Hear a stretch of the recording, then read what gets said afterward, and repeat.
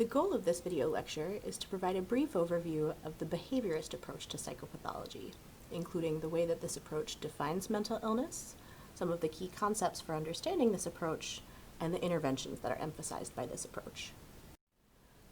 A behaviorist approach to psychopathology is based in learning theory.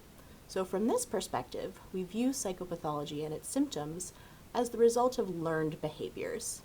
And by learning, we're talking about conditioning processes, so the processes by which behavior changes as a result of experience. We might be talking about classical conditioning and learned associations.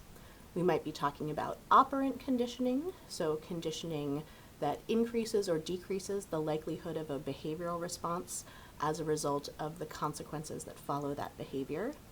And we might also be bringing in social learning theories, so ways of thinking about learning experience that might be related to observational learning or learning in our social environment that don't necessarily refer to conditioning that an individual has experienced directly.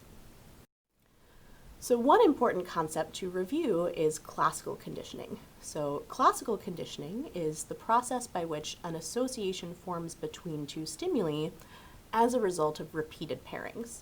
So you might remember back to what you learned about Pavlov's dogs in introductory psychology and the process by which the dogs began to salivate when they heard the tone of a bell, even when food was not presented with that sound.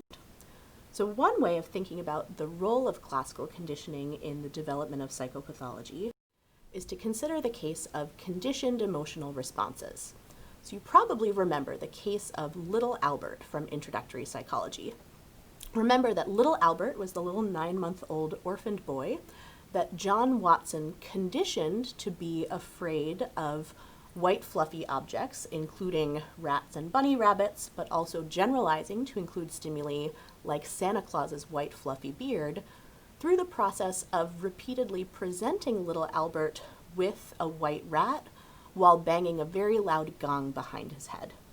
So if we think about the process of classical conditioning, we can explain why little Albert developed this conditioned emotional response. So during the learning trials, John Watson was presenting little Albert with an unconditioned stimulus, so a very loud sound, which produced an unconditioned response. He didn't have to teach the baby to cry when it heard this very loud sound. And this unconditioned stimulus was paired with a neutral stimulus. So the white rat initially produced no response. So during the learning trials, we have an unconditioned stimulus paired with a neutral stimulus. During the test trials, if we had presented the loud sound or the unconditioned stimulus on its own, we still would have seen that same unconditioned response. So it would still produce a crying response. But the important thing that we observed during the test trials has to do with what we see when that previously neutral stimulus is presented by itself without the loud sound. So in the case of little Albert, we see that when the white mouse was presented, that now little Albert would begin to cry. So the neutral stimulus has now become a conditioned stimulus.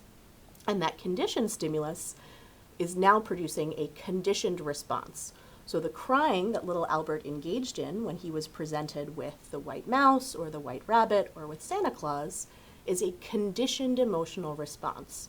So we've seen this emotional response develop as the result of a learning process. And little Albert now has a conditioned association where we're seeing a specific behavior in response to a stimulus in his environment as a result of this learning process. So this is one mechanism that might be related to developing symptoms of psychopathology.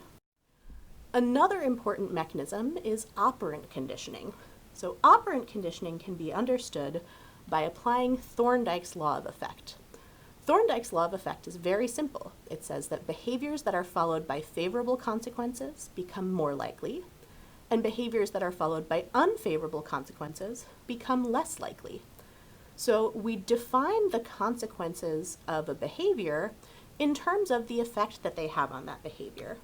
So reinforcement is a consequence that makes behavior more likely.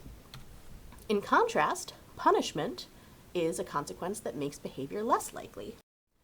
So one way that we can think about this is in terms of a grid, and we can define our reinforcers and punishers on the basis of whether we are adding something or taking something away, and whether the thing that we're adding or taking away is an appetitive or a positive stimulus, something that people tend to like, or an aversive stimulus, something that people tend to dislike.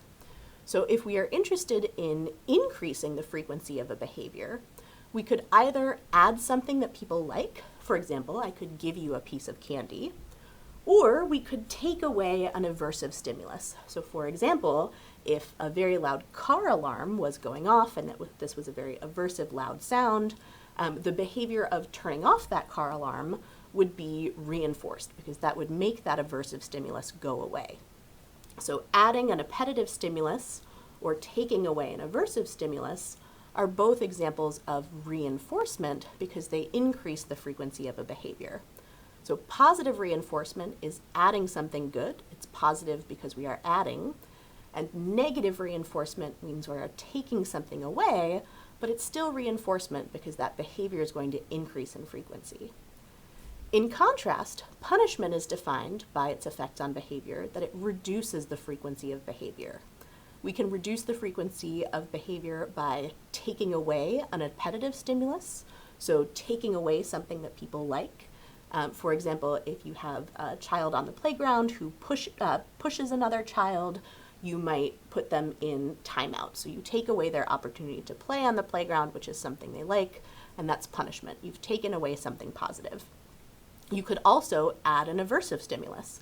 For example, if you have a dog and you want to put them in the backyard, but you don't want them to escape, you could give them a shock collar that produces an electric shock when they go beyond the perimeter of your yard.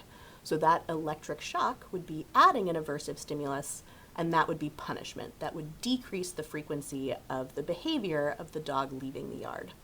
So these are different ways of defining and thinking about the consequences of behavior that are related to the frequency with which those behaviors will be observed.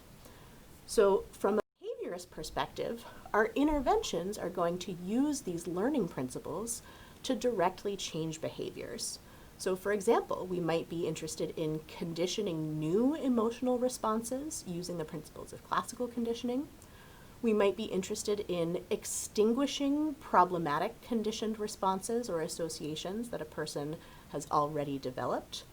Or we might be interested in using the principles of reinforcement and punishment to change the frequency of behaviors. So perhaps to increase the frequency of desired behaviors that we're not observing, or to decrease the frequency of problematic behaviors that we want the patient to engage in less often.